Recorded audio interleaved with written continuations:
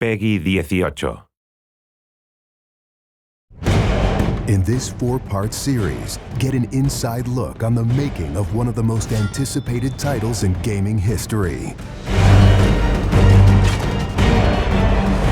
This is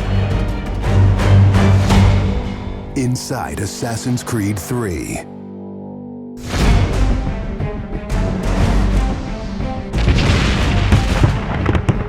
Something we really wanted to emphasize was the sheer brutality of combat in the period. We've all seen the paintings of the Revolution, and death is glorified, death is angelic, but it wasn't that way on the battlefield. It was a brutal conflict. It feels that you're constantly going through dynamic fights, and that's not something technically we could do in the past. So it was like a personal challenge on the team to say, no, I think we can do this.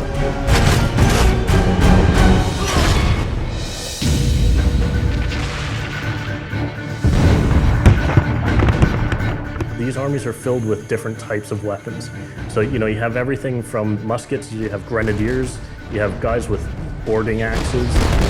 Being shot by a musket would be an awfully painful way to go. The caliber size of the ball was at least 3 or 4 times as large as anything that any modern military is using today.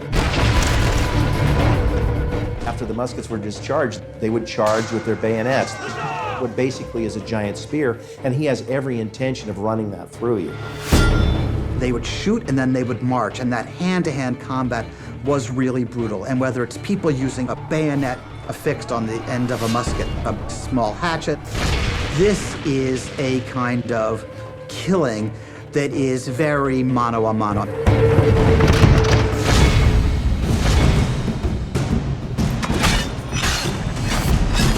All the animations, all the weapons are brand new. It was interesting to start on a new style of fighting that is much more close and aggressive.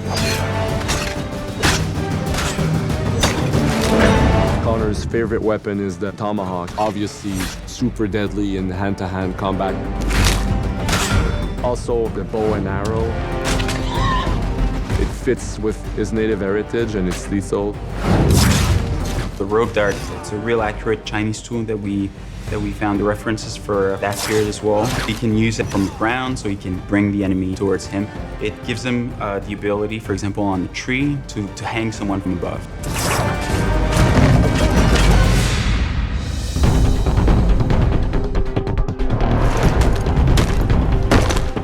In Assassin's Creed 3, the one thing that we've decided to do is to revamp the fight system from scratch.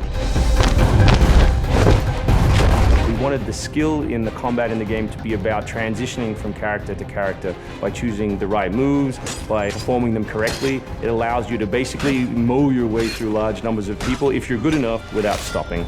What do you do if you go into a bunch of guys with muskets and they try and shoot you? So we had to figure out, can you dodge them? Can you run away? And we've added all these options, but our big one is the meat shield, where you can grab a guy and he gets shot instead.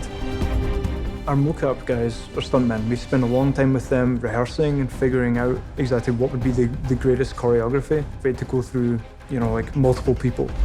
Connor is trained in a very different style of fighting to the British soldiers. The close quarters flow of the combat that's happening between the punches, the kicks, and everything else is indicative of what happens in the real world.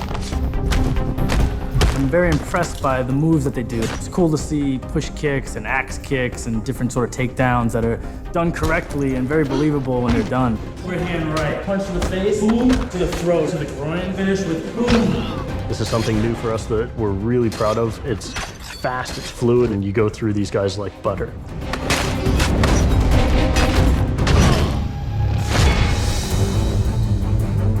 Connor is essentially the first guerrilla fighter. He's someone whose goal is always to move behind enemy lines, to pick off his target, and to escape.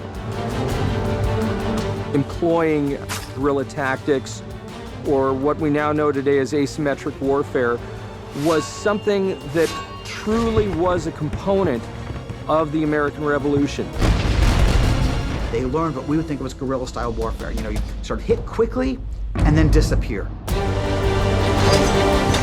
American tactics were really frowned upon by the British because the Americans did adapt the tactics that were used by the Native Americans from the French and Indian War. The first big battle, Lexington and Concord, takes place on a New England town green. And as the soldiers march back to Boston, they are marching along a dirt road lined by stone.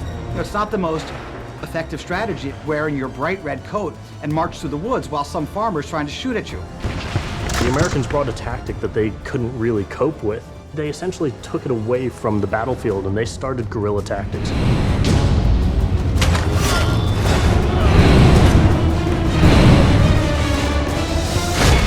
Next time on Inside Assassin's Creed 3, the hero behind the war.